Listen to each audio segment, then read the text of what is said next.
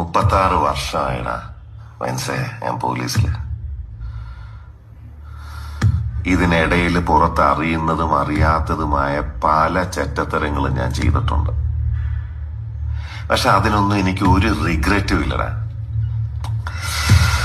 2 ദിവസം കഴിഞ്ഞ് ഞാൻ ഡിപ്പാർട്ട്മെന്റിൽ നിന്ന് റിട്ടയറായി DYSP മെഡലും വാങ്ങി ഇറങ്ങുമ്പോ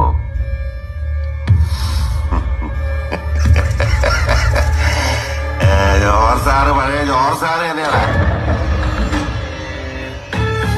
നീ ആരെയാണ് ഈ പേടിപ്പിക്കുന്നേ എന്നെ?